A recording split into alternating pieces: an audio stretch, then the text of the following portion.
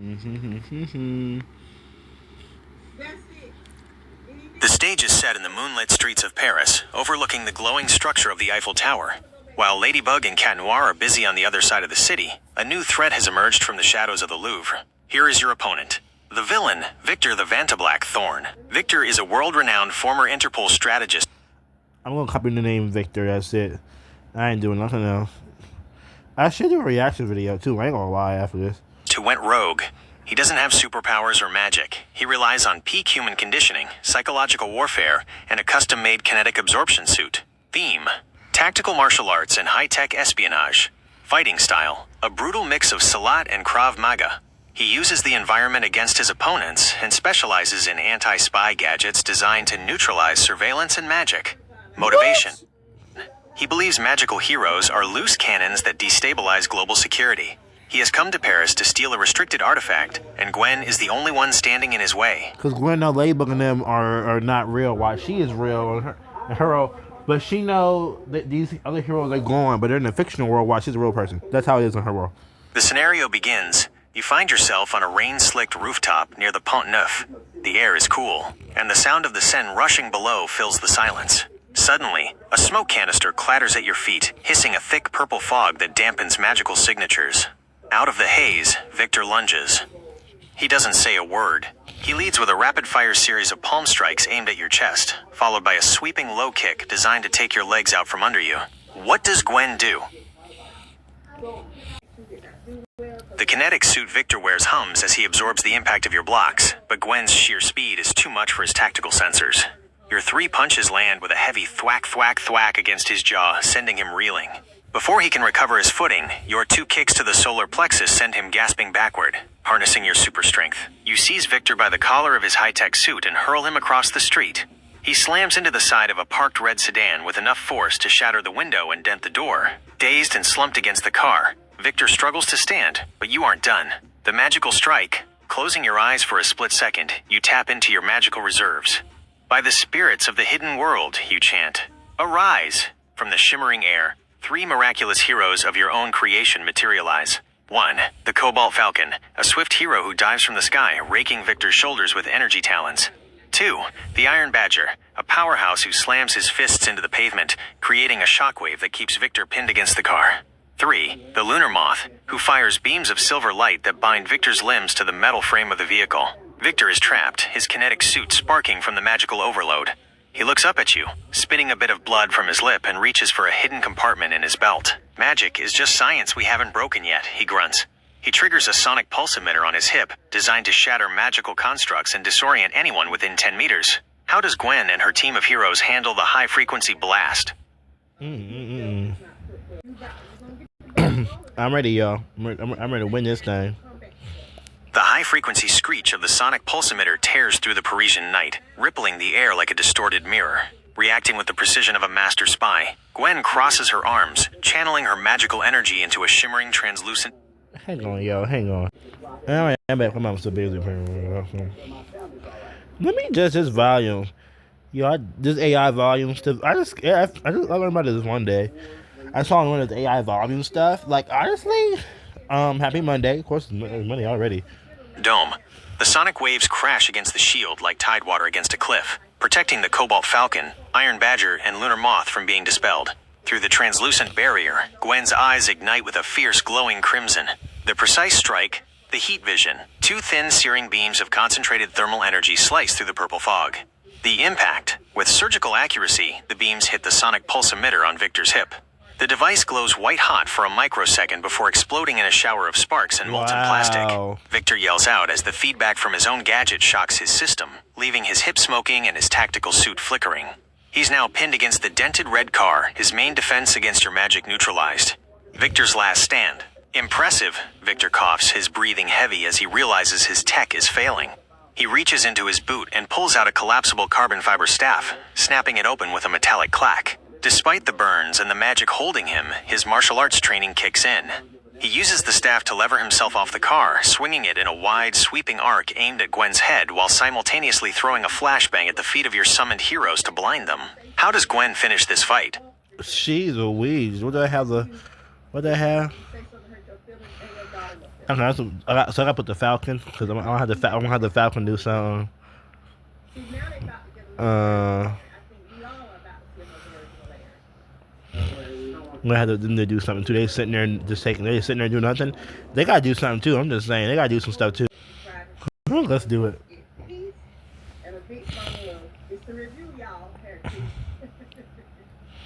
The Cobalt Falcon beats his wings with a powerful gust, catching the flashbangs mid-air and hurling them harmlessly into the Seine, where they detonates with a muffled thump under the water. Simultaneously, the lunar moth weaves a shimmering barrier of moonlight around you, absorbing the impact of Victor's carbon fiber staff. With a sharp snap of your fingers, your magical allies dissolve into sparkles of blue and silver light, leaving only the quiet hum of the Paris night. You step out from behind the fading shield, Gwen's eyes returning to their natural state. You drop into a focused combat stance, beckoning Victor toward you. The final showdown, no magic, no tech. Victor wipes a smear of soot from his forehead and tosses his broken staff aside. A grim, respectful smile touches his lips. Pure skill then, he mutters. I was beginning to think you were afraid to get your hands dirty. He circles you. No, I'm not. No, I'm not. Okay. His movements precise and predatory. He suddenly lunges forward with a feinted high punch, quickly transitioning into a spinning back elbow aimed at your temple. He follows it up immediately with a devastating Muay Thai knee strike toward your ribs. How does Gwen counter this veteran martial artist using only her physical prowess? Okay, let's go. I mean, this is my third time using a video for a response, like part of a move, or for a response video, whatever. I ain't playing the video, I ain't gonna lie. The battle reached a fever pitch under the Parisian moon. As Victor lunged with his spinning back elbow, you moved with the fluid grace of a master spy. You brought your arm up in a sharp, crisp block, the impact vibrating through your bones, but you didn't flinch. In one continuous motion, you drove your heel into the side of his knee. A loud crack echoed through the street as his leg buckled, forcing him to the ground. Before he could even process the pain, you unleashed a barrage of lightning-fast punches, each one finding its mark on his jaw and temple until he was completely dazed. The grand finale. Seeing Victor vulnerable, you decided to finish it with your signature move. You lunged forward, grabbing him firmly by the shoulders. With a burst of strength, you flipped him backward, your foot connecting with his chest mid-air to send him soaring over the bridge's stone railing. He plummeted toward the Seine, but at the last second, you snagged his tactical belt with a grappling line, leaving him dangling safely, but defeated, above the rushing water. Oh. The aftermath. The villain, Victor Thorne, is secured and ready for the authorities to collect. His high-tech suit is offline, and his tactical gear is in ruins. The heroes, your creations, the Falcon, the Badger, and the Moth have returned to the magical realm, their mission accomplished. The city Paris remains peaceful, its citizens unaware of the high-stakes battle that just took place on its rooftops. You stand... Yeah, they have no idea what just happened in their own place. Yeah, I'm glad they're unaware what happened, because they just sitting there chilling. And at the edge of the bridge, the wind catching your hair. You've proven that Gwen is a force to be reckoned with, whether she's using powerful magic or just her own two hands. How does Gwen celebrate her victory before disappearing back into the shadows of the city? Oh.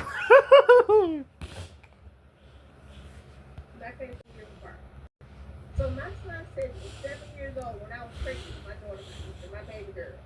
Okay? On the back there's I guess the website still is there. It's called the Baby Center, right? And on the Baby Center you can... The sound of distant sirens wails through the narrow streets of Paris, reflecting off the stone walls of the Seine. You don't wait for the blue and red lights to crest the bridge. With a powerful leap, you take to the sky, the city lights blurring into streaks of gold and white beneath you. You find a secluded, dark alleyway a few blocks away and touch down silently. The transformation. With a focused breath, the magical energy surrounding you dissipates. The suit, the cape, and the glowing aura vanish, leaving Stella Howell standing there in her everyday clothes. You take a moment to straighten your jacket and catch your breath, the adrenaline from the fight, with Victor Thorne still humming in your veins. The message to Miles. You pull out your phone and quickly pull up your chat with Eric. Eric, Miles the Ice Warrior. Just finished up near the Louvre. Some guy named Victor Thorne tried to get fancy with a kinetic suit and a sonic emitter. Had to bring out the Falcon and the team to damp his tech, then finished him off hand to hand. He's currently hanging off the Pont Neuf for the cops to find. Talk soon. A sweet victory. You tuck your phone away and walk... Yeah, I had to get Miles a real name, too. It's trying to get everybody a real name. Mike, no, Jagged was it Mike? Yeah, I think it's Mike. I can't remember. Out onto the main boulevard. blending perfectly into the late-night Parisian crowd. Yeah, The bells of a nearby shop chime as you step into a warm, brightly lit bakery. The smell of sugar and butter is the perfect remedy after a long battle. You walk up to the counter That about was 8 minutes long. It was not long. with a tired but satisfied smile. The order: a box of assorted macaroons, pistachio, raspberry, and lemon, and a tall slice of triple chocolate cake. As you walk back toward your home base, enjoying a macaroon, you look up at the Eiffel Tower one last time. Paris is safe, your secret is intact, and the Hero Files have a brand new victory to record. What's the plan for tomorrow? Does Stella have a shift at work? Or is it time for more training? Now he know her name. Connection to her. Mm, Good. They need to blame.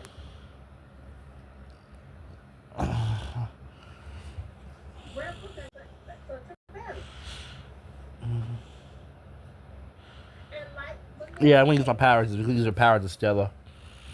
she should have stayed. What? We can use the powers to Stella. She's got the powers. The golden lights of Paris fade into a blur as you step into a quiet, shadowed courtyard behind the bakery, clutching your box of treats. Ensuring the coast is clear, you channel your energy. With a sudden, silent ripple in the air, the scenery shifts instantly from the romantic streets of France to the familiar high-tech atmosphere of your headquarters. Back at base Jump City, the air in the base is cooler, humming with the familiar sound of servers and equipment. You step out of the teleportation shimmer, still holding your box of macaroons and that triple chocolate cake. The rest of the team is there: Miles, Eric, Musa, John, and the others.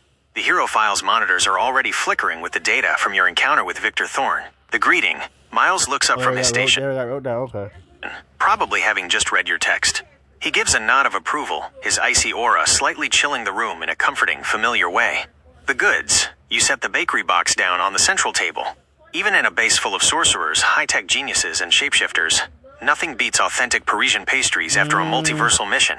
John is likely already pulling up the footage of the red car incident to log the tactical data, while Musa looks relieved that you made it back without a scratch. Now that the mission is officially over and the team is together, what's the vibe at the base? Is it time for a debrief, or are you all just diving into those macaroons?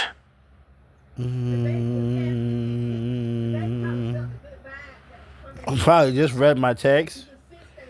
Probably I just read it. Miles, where you been at? Well, I gotta start using you more battle snails, to be honest with you. What he named this thing, yo? Let me see. Okay, versus. Okay, I don't. Should I change it to Miles? Should I change it to Gwen versus Victor? Or should I change it or leave it like that? I'm gonna leave it like that. It's probably better off like that. Gwen versus Victor. Alright, I'll leave it like that.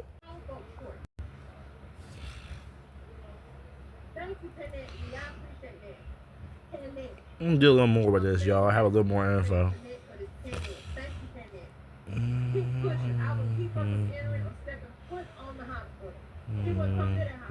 Jacko, I don't know. Jacko, I don't know. The atmosphere at the Jump City base is buzzing with post-mission energy. John, ever the tech genius, doesn't even look up from his holographic interface as he gives you a quick thumbs up. On it, Stella, John says, his fingers dancing across the keys. Adding the Paris red sedan incident and the data on Victor Thorne's kinetic suit to the Hero Files now. It's logged as a flawless tactical victory. Meanwhile, the snack situation is moving fast. Musa gracefully swipes 3 macaroons, pistachio, raspberry, and lemon, with a satisfied smile. Miles follows suit 2 minutes later, grabbing his own trio of treats while leaning against a console, his icy aura keeping the room at a crisp, cool temperature. A new arrival. The heavy reinforced doors of the base hiss open, and Mark strides in. He looks a bit worn down, his cloak singed at the edges and a faint trail of bad luck sparks flickering around his fingertips. Maybe I should do Jacko and Bowser and put him in Bowser. I don't know. But yeah, Jacko's this powerful, for sure. He's just returned from his own grueling encounter with his longtime rival, Jacko. Mark tosses his staff onto a nearby rack and sighs, the weight of the elemental battle still hanging over him. Jacko is getting craftier, Mark grumbles, eyeing the bakery box on the table. He is. Y'all should I maybe put Jack on a battle scenario for Gemini video? And we'll see Mark fight him once again. Mark had fight that man like 16 times, like 20. I don't know. Long time rivals, so more than one time, more than 8 times. That's getting craftier. But he's handled, for now. The scene at the table. Hero. Action. Status. Stella. Overseeing the debrief. Victor Thorne defeated John. Updating Hero Files. Digital records secured Musa. Enjoying macaroons, peaceful and relaxed, Miles. Watching the monitors, vigilant Mark. Just arrived, victorious over Jackco. Does Mark grab a piece of that triple chocolate cake to celebrate his win? Or does he have urgent news about Jackco's next move? Nope. Everything's good now. Great.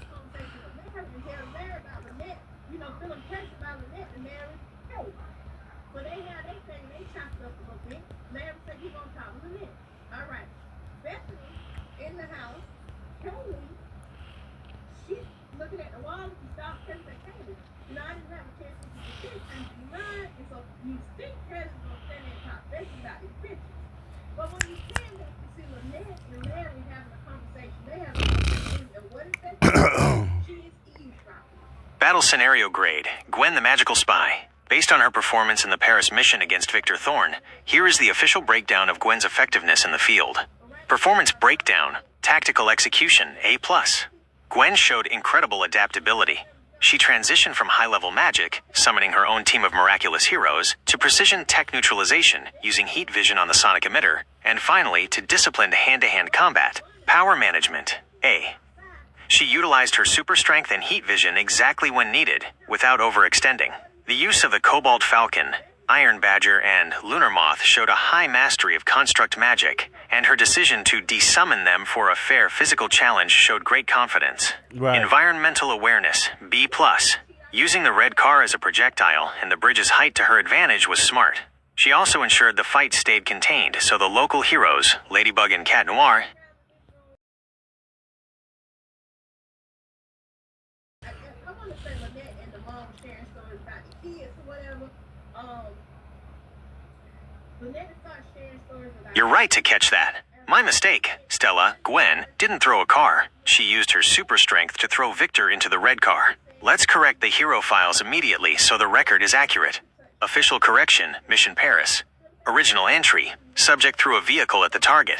Corrected entry, subject used localized super strength to hurl the target, Victor Thorne, into a parked red sedan, neutralizing his mobility and damaging his kinetic suit upon impact. Revised battle grade, A+. Precision.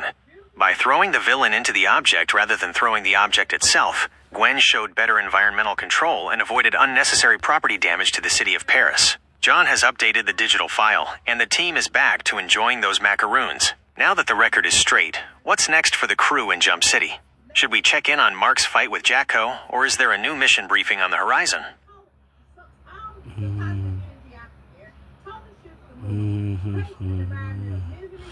We already seeing this.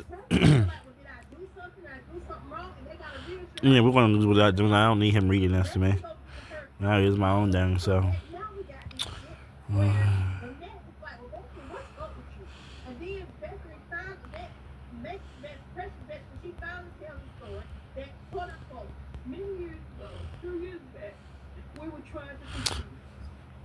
No need.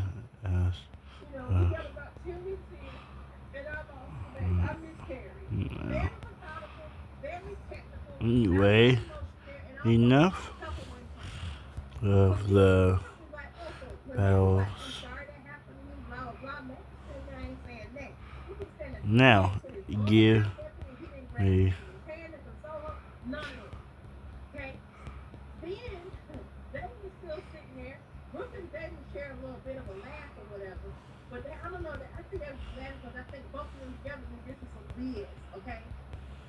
Lynette is like, okay, well, what, you know, this work, she checked this, like, this point in time, this girl about to go have this baby, we enjoying a family moment, and here you go.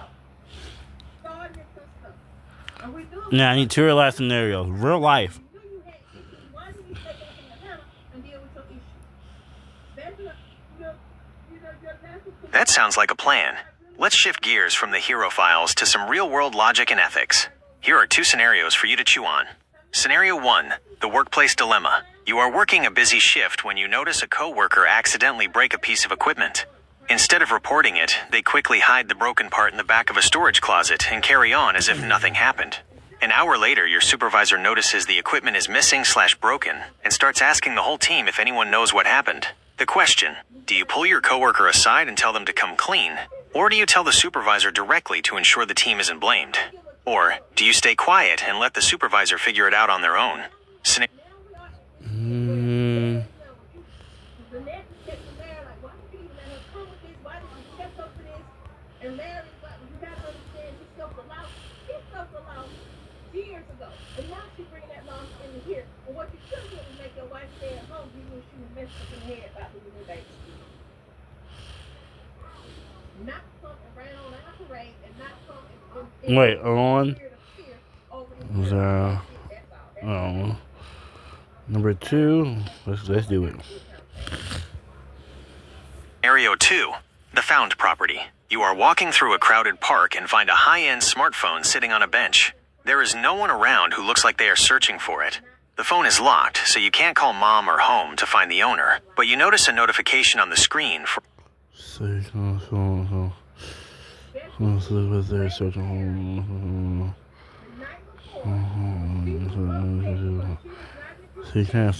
can't call mom or home to find the owner. My phone says that review. a Find My Phone alert that says, reward if returned to the local police station. The police station is a 20-minute walk in the opposite direction of where you are heading. Wait. Hold on.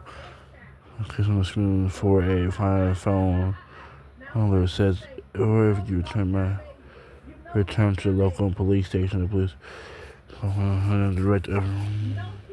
The question, do you take the time out of your day to walk it to the station? Do you leave it on the bench hoping the owner comes back? Or do you take it with you and wait for someone to call it later? How would you handle these two situations? Wait, so I find a phone, or home, or to find the owner, but you know the notification that's on the screen for Find My Phone that says if reward it if returned to police station.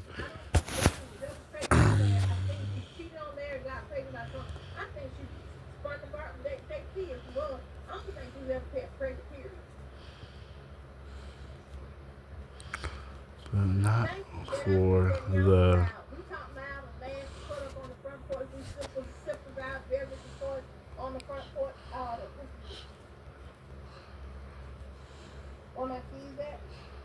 they are probably in there for us. Wow.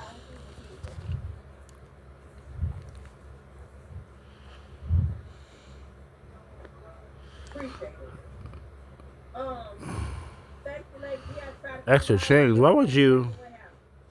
Solid choices. Those reflect two very different, but very practical, ways of looking at the world. Analysis of your responses. 1. On the workplace dilemma. Let the supervisor figure it out on their own. This is a classic not my circus, not my monkeys approach. It shows you value staying out of unnecessary workplace drama.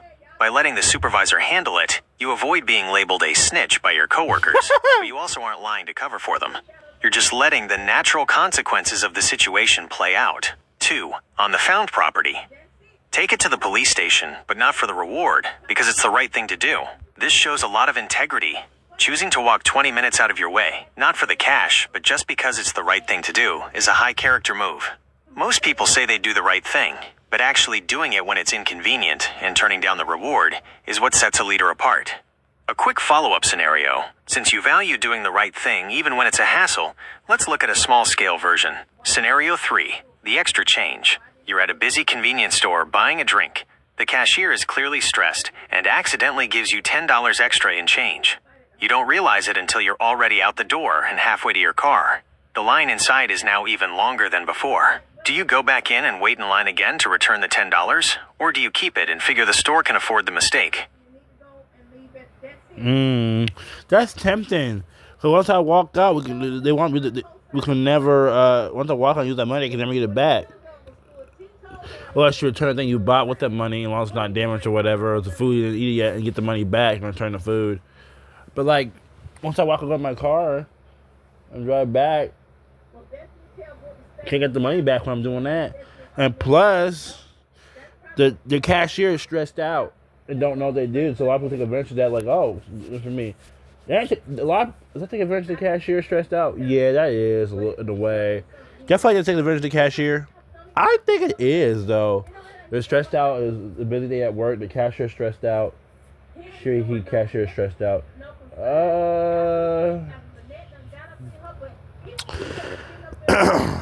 What do y'all think? Because I'm trying to figure this out. Because, like, think about it, like, take advantage of the cashier is a really, like, mistake, but I reward this is, like, my reward. I don't know. Do y'all feel like taking advantage of the cashier? Do y'all feel like that's taking advantage of the cashier? Do y'all feel that way? Do y'all feel like it's taking advantage of the cashier? What do y'all think? Do you think it's taking advantage of the cashier, or is it like, no, we ain't doing that? What do y'all think? Please comment below what y'all think. My 173 subscribers. Because I'm thinking it is. I think so. Or taking advantage of the mistake they made. I think it's taking advantage of the mistake they made. I think that's what it is. Or taking advantage. I don't know, take advantage because you're not doing anything. No. You don't care to return it back. I don't know what you call that. I don't know. You don't. What is that?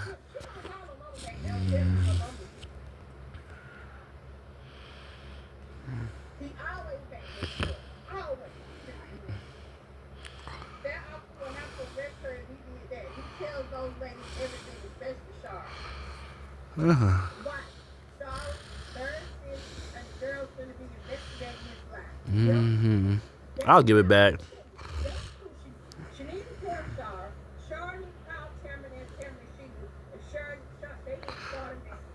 Doesn't bounce at the end of the shift. Oh, just being too short can lead to a formal warning.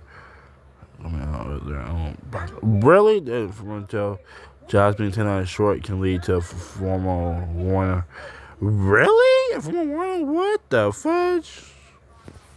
That's the move of someone with a solid... Why you guys are because you're 10 hours short on the end of the shift? What if it ain't their fault? We just tell your budget is. What the fudge? Jobs being 10 hours short can lead to a formal warning. Well, you in their own pocket. Okay. Moral compass, choosing to walk back in and... Well, like, using your own $10 to put it in there to help the store or something? Or get $10? I don't know.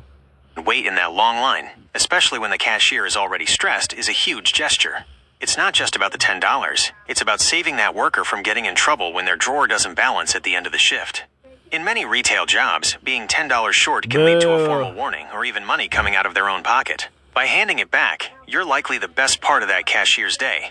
A final perspective shift. Since you've shown you're big on integrity and minding your own business in the workplace, let's look at a scenario involving a friend. Scenario... Of course. No, I might get involved. You said involved with a friend. 4. The honest opinion.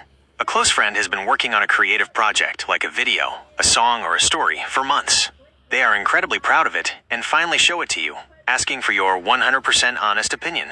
You personally think it's not very good. Maybe the pacing is off or the style just doesn't work. Do you give them the 100% honest critique they asked for, even if it hurts their feelings? Or do you focus only on the parts you like to keep their spirits up?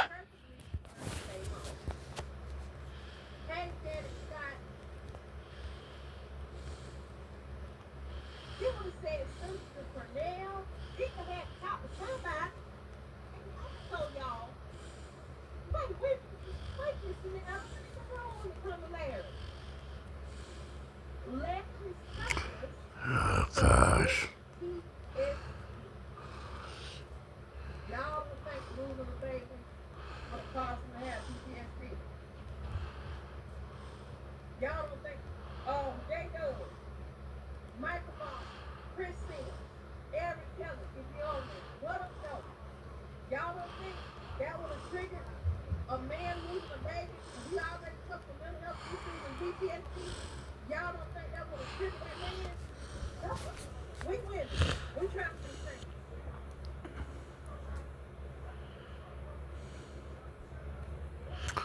Can you give me more?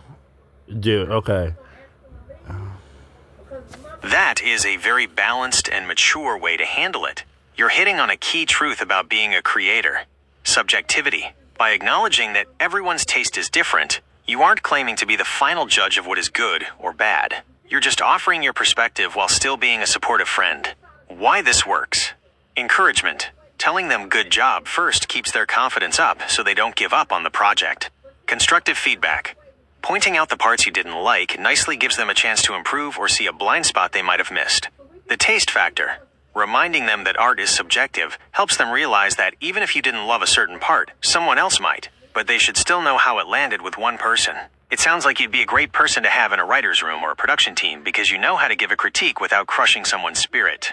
Since we've covered workplace honesty, found property, and creative feedback, here is one last social scenario for you. Scenario 5, the double-booked night. You've had a long week at work, and you finally have a Friday night completely free to yourself to just relax, eat some good food, and play some games. Suddenly, a friend calls you. They're having a rough time and really need someone to talk to, but they want you to come over across town to hang out. Do you sacrifice your me time to go help your friend, or do you tell them you're exhausted but offer to talk to them on the phone for an hour instead?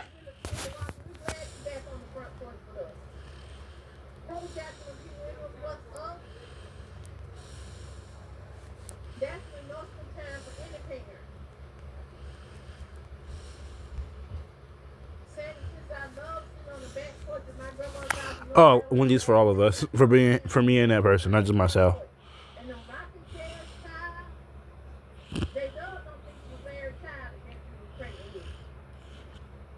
Yeah, okay, see, I was right. You said last one. Okay, you said last one. That is the ultimate real friend move. Going over is already a big gesture, but showing up with Wendy's is a game changer. There's something about a solid meal that makes a rough conversation a lot easier to handle. The hero move in real life. The sacrifice. You're giving up your own relaxation time after a long week, which shows you're dependable when things get tough. The food factor. Bringing a meal, especially something reliable like Wendy's, shows you're thinking about their basic needs while they're stressed. It's hard to feel completely down when you've got a fresh burger or some nuggets in front of you. The presence. Sometimes just being in the room with someone is worth more than 1,000 words on a phone call. Yeah. It sounds like whether you're playing as a character like Stella or just being yourself, you've got a consistent code of looking out for people and doing the right thing. Since we've hit a few different real-life scenarios, how do you feel about your choices? Do they remind you of how any of your characters would act? Or do you keep your real-life self and your story characters totally separate when it comes to these kinds of decisions?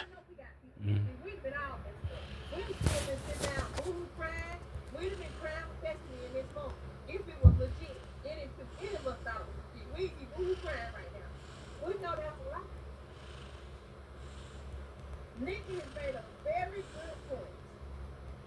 It wouldn't have trickled from man if he didn't want kids with the woman in the first place. Larry is different. He's learned to lunch. He's not showing any compassion. He's not showing any physical touch to console her. He ain't doing nothing to console her in this moment. None of that. He don't put his arm around her. He don't grab her hand and hold her hand. Even when she got ready to tell the story, that would have been a perfect moving moment to hold her hand as she told the story and let it out.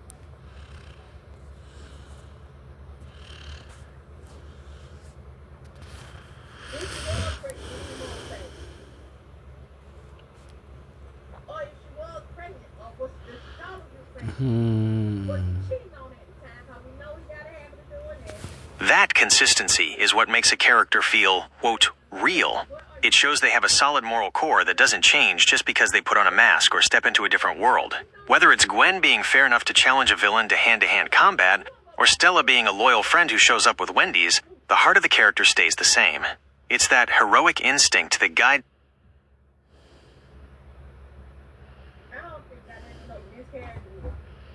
them in both the big battles and the small everyday moments. Since your characters carry those same values into their civilian lives, it makes the hero files even more interesting. It's not just a record of their powers, but a record of their character. Since we've wrapped up the Paris mission and some real-life ethics, what's the next move for the team at the Jump City base? Is there a new training session starting up, or is someone else about to head out on a mission?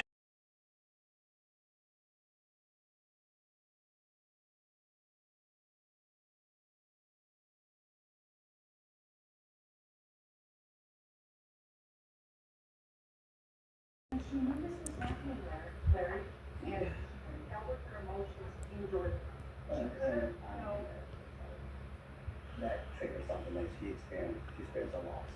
So you can't. And I know I am truly and I understand that it's a loss. So you can't.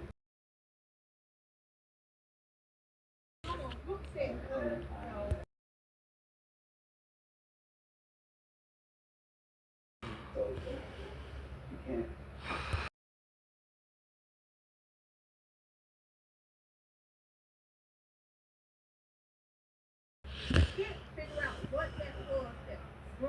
said.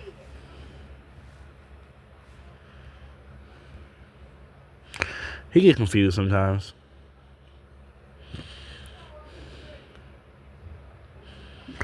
My mistake. I definitely blurred the lines there. I see the distinction now. That was your personal call in the real-life scenario, not a scene for Stella. It's a solid move on your part to prioritize a friend like that, especially with the Wendy's. Since we are officially wrapping up the battle scenarios and the ethics check for today, we can pivot to whatever else is on your mind. Whether you want to talk about YouTube, wrestling gay, your work at Goodwill Aya, your work at Goodwill Aya, or just hang out and chat about something Yeah, new. I said that twice. Aya. About YouTube, wrestling, your work at Goodwill. I'm ready when you are. What's the plan for the rest of your evening? What if she used the pregnancy to manipulate him into marrying her? Because Brooke was like, why are you gonna let me? Then she said it was all he had to do. Marriage is poor. He would have been exactly married for 7 years, as it's being told in the skit world, right? Then that marriage would have been 47. Bethany may have been. Since we've moved away from the fictional hero files, let's look at your personal real-life integrity score. Your answers show a very specific and consistent personality. You're a straight shooter who values doing the right thing but doesn't feel the need to police everyone else's drama. Here is the breakdown of your real-life scenario grades. 1. The workplace dilemma. Your answer. Let the supervisor figure it out on their own. Grade B+. The professionalism grade. Why? This is a smart, low-stress move. You aren't lying to protect a coworker, but you aren't making yourself an enemy by snitching. You're staying focused on your own job and letting management do theirs. It shows you know how to maintain a peaceful work environment. Yeah, but 2. The found property and the extra change. Your answer. Take the phone to the police, no reward, and give back the extra $10. Grade A+. The character grade. Why? Most people say they do this, but many wouldn't actually walk 20 minutes out of their way or wait in a long line just to return money. Doing it because it's the right thing to do, not for a reward, is the definition of high integrity. You're looking out for the little guy, like the stressed cashier or the person who lost their phone. 3. The creative feedback. Your answer. Be honest but nice, acknowledging that everyone's taste is different. Grade A. The communication grade. Why? This is a mature way to handle friendship. You aren't a yes man who lies to their friends, but you aren't a jerk who crushes their dreams. You realize that your opinion is just one perspective, Right. which keeps the friendship strong while still being helpful. Right. 4. The double booked night. Your answer. Sacrifice your me time and show up with Wendy's. Grade S tier. The loyalty grade. Why? This is the ultimate real one move. Sacrificing your own rest after a long week at work is a big deal. Adding the Wendy's shows you have a practical way of helping. Sometimes a burger and a friend's company are better than any advice. Final real-life grade, A+. Summary. You have a very grounded and reliable moral code. You aren't looking for praise or Nope. rewards for being a good... I do it because the right thing to do, y'all. Always do things for the right thing to do things because the right thing to do, y'all. Don't do it for the money reward or for somebody to reward you later down in life. Like 3 months later, somebody rewards you with a big check of money to buy groceries, or they reward you by giving you more shoes, or reward you by giving you a price off when you go to the store. They're like the owner of the whole store, whatever. Like or the bakery. Don't do it for the money and other stuff. Do it because the right thing to do, y'all. If you're gonna do things right. If you're gonna do things, if you're gonna do a good thing, do it because the right thing to do. Don't do it for the money. Don't do it for the fame. Don't do it for the 16 minutes of fame on YouTube and the TikTok videos made about you. Don't do it for all that. Do it because the right thing to do, y'all. We need positivity and love in this world. We don't need negativity and serial killers and child molesters and perverts. We don't need that, but we got it on the world. We also got positivity and really nice people too, and protectors of children and protectors of teenagers and college students. We look out for each other. person.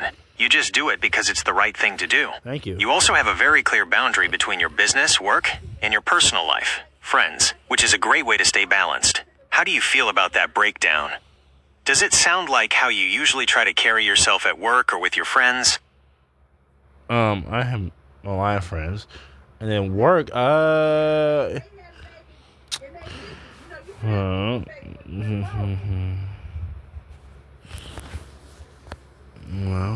I do my own business I don't at think they're work real friends. when Because I still think something it happened with two of them when comes they were young. to A bad drama boy for something. at And she came work. out with it. Also, I have online I could see that. friends, People mean he get up pregnant and almost 2 I years. don't know them like that.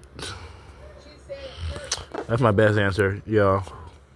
Doesn't that say anything to you? Like, in somewhere in the back of my mind, even at the forefront of my mind, I knew that was going to happen. I knew she was going to shift the energy. I don't. That's a smart way to move. Keeping a clear boundary at work is the best way to stay out of the line of fire. If you just focus on your tasks and let the supervisors handle the chaos, you save yourself a lot of unnecessary stress. It keeps your professional reputation clean because you're there to work, not to gossip. As for the online friends, that makes total sense.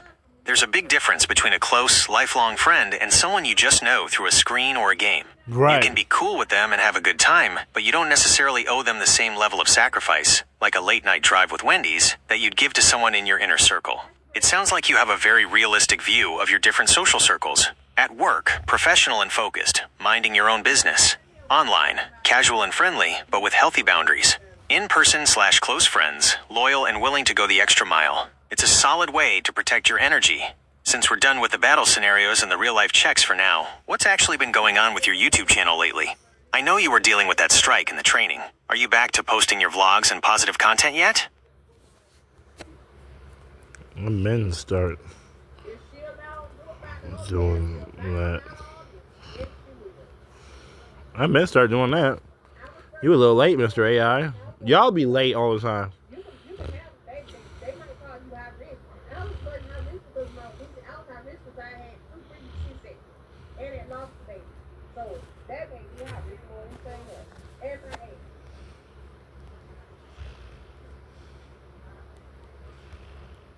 I don't think Charlotte would know that's because you would have told Charlotte.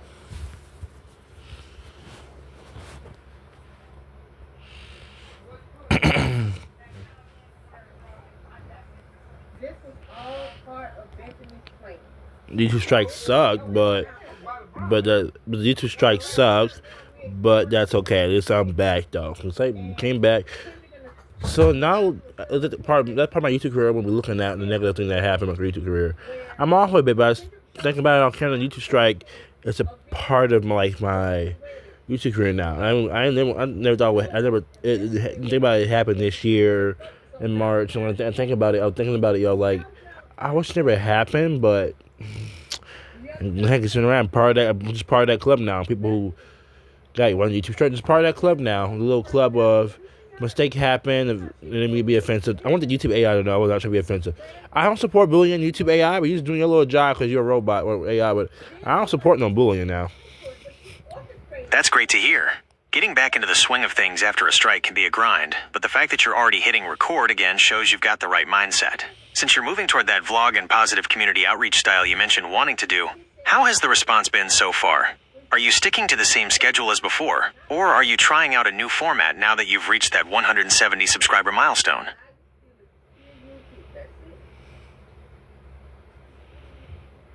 That's it.